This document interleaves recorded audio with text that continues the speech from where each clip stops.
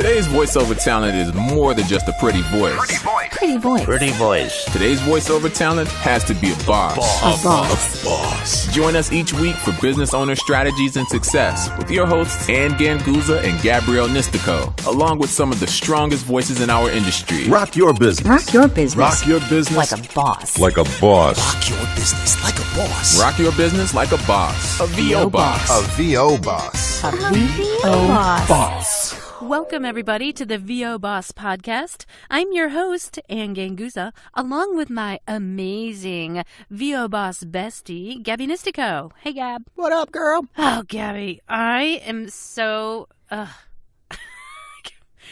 frustrated. I'm feeling froggy. Who are we going to fight? What's going on? Whose ass do I need to kick? I am dealing with this annoying client right now. Like, I didn't expect them to be annoying, but they've become annoying.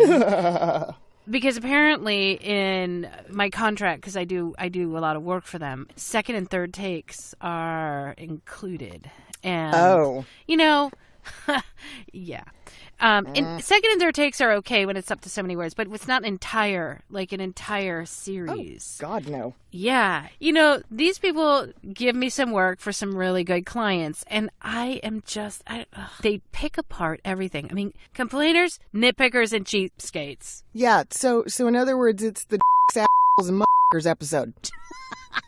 That's what we're doing. Yeah, we need to talk about them. Like, what do you do, Gabby? Because my blood boils, and that's not a good thing, you know, in my own business, right? This is what I wanted to be in my own business for, so I could get away from that. You know, when I was working for the man. Oh, so cute. Gabby, I used to get in these situations where I would just be so like, oh, I can't believe I'm doing this, or I have to do this, and I would get so upset. And I finally said, you know, I shouldn't be at a job where my blood pressure raises. I need to go someplace where I have joy, Gabby. You know, it's all about the joy. Yes, I know that, but at the same time, mo money, mo problems. I mean, that's a very real thing. And I don't know why, but yes, sometimes entrepreneurs think that, working for myself, it's all going to be great. I'm never going to have stress. No, that's not true. There's always going to be something or someone that gets you riled up. I guess you're right. You know, because there's so much less of it. On my own, except for my own imposed stress. It's definitely less, and I think the difference is our tolerance level. You know, when it's coming from somebody else and you're working for a boss that you don't like or don't get along with, you know, all the inner office BS, like, sure, that kind of stuff, no, we don't have that. What's made me think of this is it was a recent client that I acquired, and I thought, oh, this is great. This is a wonderful long-term, you know, lots of work. This is going to be great. But now I have a long-term client who, you know, every time I turn around, I've got to sign another contract with them. I'm thinking to myself, well, what is going on here? Oh, because I didn't scan the contract right. I sent her the one page that needed to be changed instead of the 25 pages of the contract. And basically, I was written back with a stern kind of, you know, wrist slap or whatever you want to call it. Next time I won't be able to add that into the PDF. And I'm like, oh my God, like, really? Mm-hmm. Oh, man. I mean, here's the thing. I think the worst case scenario is when you have one client that's all three of those things, right? They're a complainer, a nitpicker, and they're a cheapskate. But I also see them as three separate things. I don't know. I had one this morning. I had a nitpicker. I had a session that was... Oh, God, they're so annoying. Like, the nitpickers, to me, are some of the worst because they just don't shut up. They over-explain, they over-direct, they give you so much information that you're just sitting in the booth like, God, would you just let me do what I do? Would you just stop so I could had that. Give you a take? Yeah. And then when you give them the take, they will overload you with corrections. Mm-hmm. And somehow expect that you can not only instantaneously retain the 10 things they want you to do differently, but flawlessly execute it in the very next take. Yeah, that's, you just It's not realistic. You made me think of a session that I had that should have been an hour but turned into 3 hours. And it was an engineer that was overstepping his bounds in front of the client. Oh, no, that's saying, interesting. Now, here's what I think. Why not, let's try to emphasize this word as opposed to, and every slide was like, okay, I had to do each slide like 3 times. 3 times. So what should have taken an hour, took 3 hours. I was like exhausted by the end of it and completely annoyed by the end of it. So what do you do, right, when you're with a nitpicker and you're annoyed and you've got to perform? Like, when do you say this is enough and walk away, or how do you deal? Well, I got to say first that you had a session where the engineer was being that individual. Yeah. That's really rare because usually the engineers are in the same boat we are. They're like, let's do this. Let's move it along. Let's get this done. I have other things to do. Because it was a first-time client for them, but they were a big client. And so I think they were trying to impress them with their Trying to ability. show their worth. Yeah. Exactly. Well, so the management of these things, I think, is critical because if you don't manage them, if you don't speak up, you're going to get walked on. That's really the thing that I think is the most important. And if you allow yourself to be walked on, you're going to be extremely frustrated and you're really not going to want to work with that person again. Yeah, good call. Clear boundary setting to me is if the session is looking like it's going to run long or, we have that situation like yours where it suddenly, 1 hour turns into 3. Guys, I'd love to keep doing more with you, but I have a hard out. Yeah, I have another session. At the end of this hour, Mm-hmm. I have another session. That's one way. I have actually texted people during and said, hey, call me right now. Call me. I need you to call me. And I will turn the ringer on my phone and I will take a fake phone call. And all they hear is me through the patch going, yeah, no, I know. We're just going to be like another 5 minutes. I promise. Mm-hmm. As soon as they're done, I'm going to get on the line with you. Literally so that I can go, my other clients are waiting. Yeah, actually, that's a good idea. When I had that session with the engineer, it was really difficult for me to say I had a hard out because I was told that the client was going to be there that day only. But what I did end up doing, Gabby, after that, I believe word got back that the session ran for 3 hours to the boss, the owner of the studio. Yeah. And the next time when he contacted me and he said, oh, yeah, no, that should not have happened. We don't want to waste your time, which was it was like the most amazing thing anybody ever said to me. I don't want to waste your time. So this won't happen again. Thankfully. It's important. Yeah. I think that's great. Inside of a session, we just have to communicate our needs. I think sometimes talent are too quick to, in the session, just yes everyone to death and agree to anything. And they want to be amicable, right? We want to be easy to work with. Yep. There's but a there difference. Is a line. Yeah. There's a big difference between easy to work with and needing clarification. I've had those. I've had the sessions with the really difficult, the client that complains, has something to say about everything. And many times those clients, right, it's not just one person, it's the collective. You've got like 2, 3, 4, they 10 all confer. people, right? They're throwing so many ideas at us so quickly, and it's from so many sources that I find myself often having to say, okay, let me make sure I understand what you want on this next take. And I will repeat back to them what I believe they're saying. And often that's how I get clarification so that we're not doing 10 additional takes. 10 additional takes. Yeah. Okay, so let me make sure I understand what you're thinking here. And repeating it back, I think that's excellent advice. And as a matter of fact, I saw you, was there not a Facebook post the other day where you were sitting in your booth on your phone, texting, waiting. On the floor. On the floor, waiting for them to make a decision. Literally on the floor, and Lewis was across from me, and I opened the door because my staff is on the other side of the wall being super quiet because there's a session going on. So I open the door to kind of signal to them, hey, we've got a lull, like no big, make noise, do whatever you need to do. And so I'm just sitting there and Lewis snapped that picture of me just, on the floor, just kind of like, sitting Indian style, just texting away. Because I'm like, what am I doing here? Yeah. The session was an hour long. The actual voiceover portion of the session was 15 minutes. Yeah.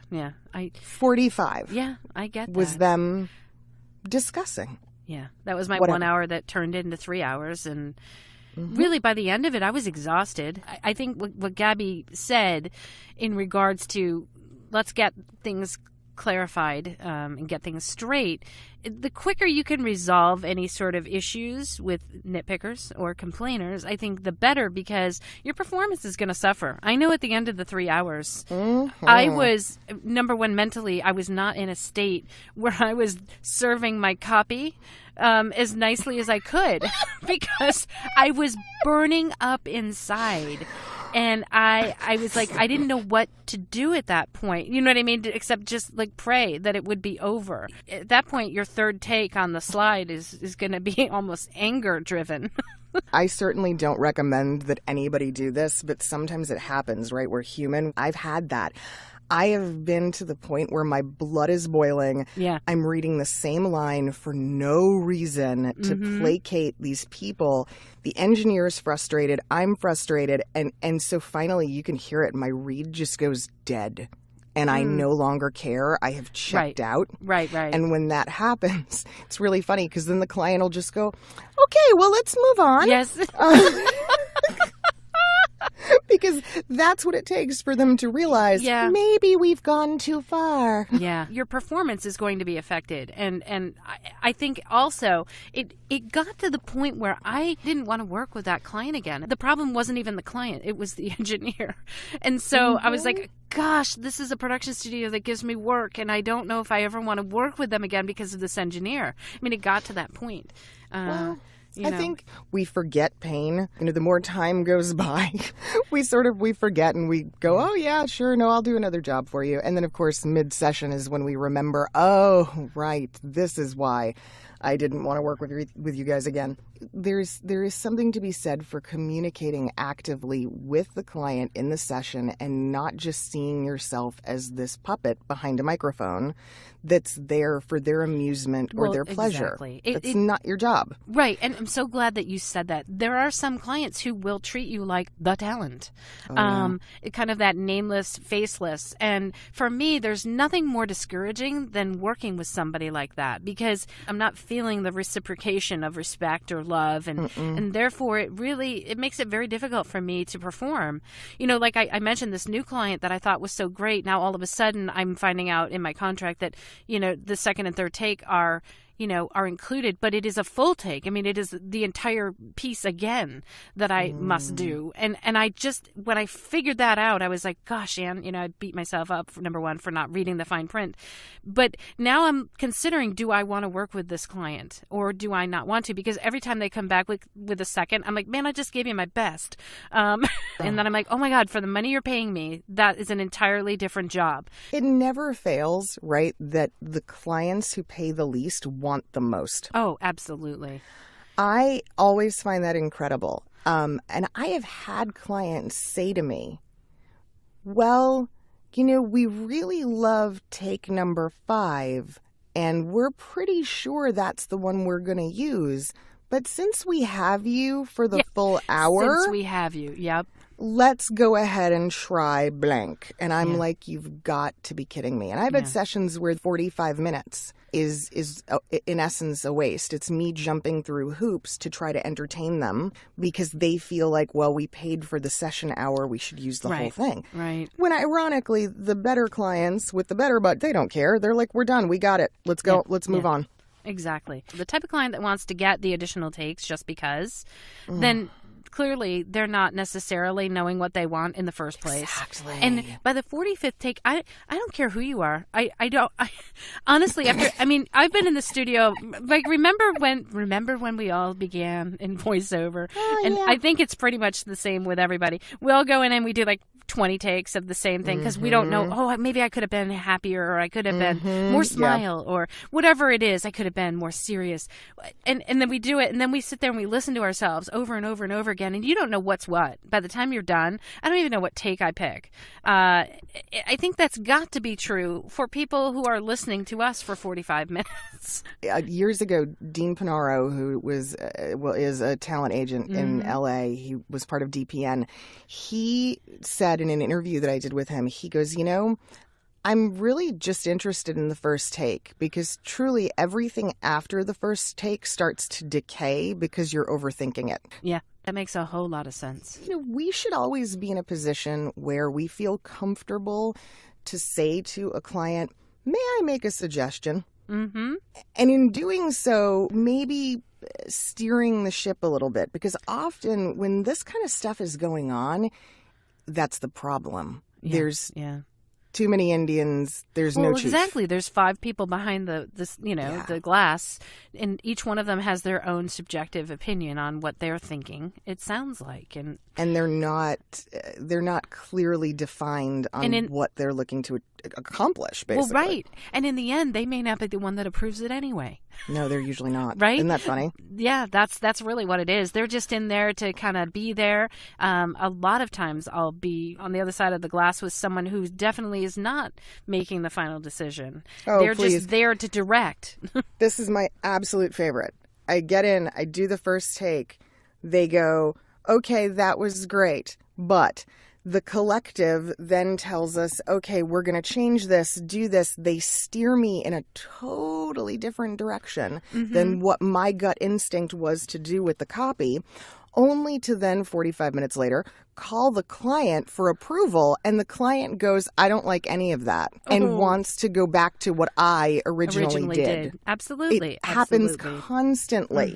And guys, please don't mistake this as I don't want people to think that we're bitching, right? No, not I don't want at all. people to think that this is us complaining. It's more about how do we manage this? What do we do when these things are going on? Because it does happen to all of us. It absolutely does happen. And you want to think that everything is rosy and happy now that you're an entrepreneur and you own your own business. But there are times you will be dealing with clients who turn the other way, or have a particular job where you've got somebody new that comes on board. You could have been sailing smooth for years, and then all of a sudden there's a new project manager, there's a new director. Whatever it is, that will happen, and you don't necessarily want to give up that job because it serves you well. However, you do have to deal with the complainer, nitpicker, and or cheapskate. But sometimes the stress isn't worth it. Yeah. Sometimes it's not. I had a client that I had a 10-year relationship with, beautiful, easy to work with. Everything was wonderful.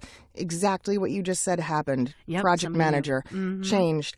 The new guy, I was like, you're a He was so mean. He was lacking social skills. He wasn't personable.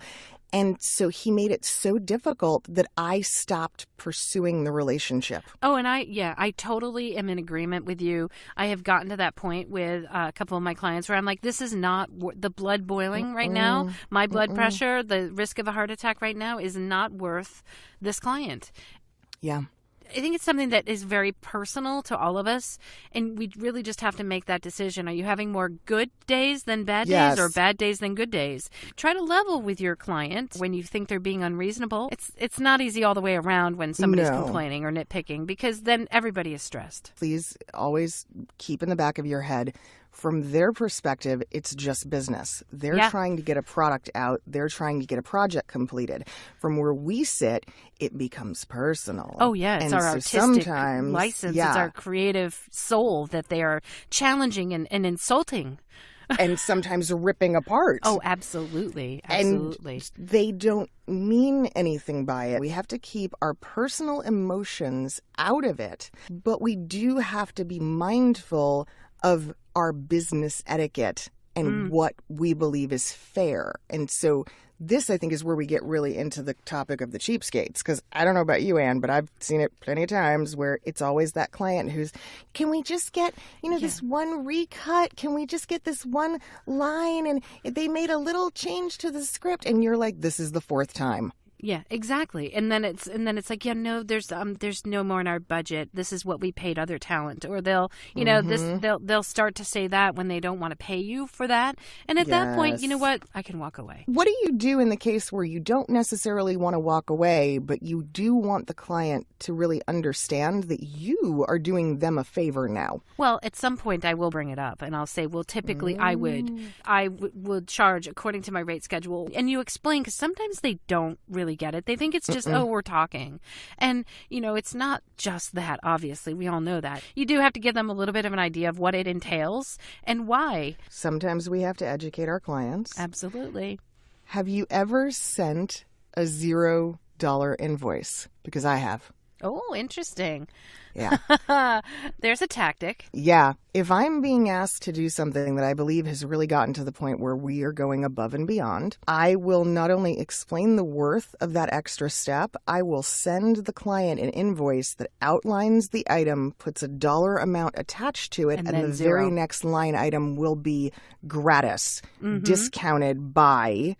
Absolutely. And then 100%. So yes, it's a $0 amount, but it's clearly showing them what the worth is. This is what this would have been if she didn't agree. Well, we can all go home now because that, Gabby, was hands down just the best piece of advice. That's such a bold statement of the value of what you are giving the client. Well, and sometimes I just do that truthfully to be nice. Yeah.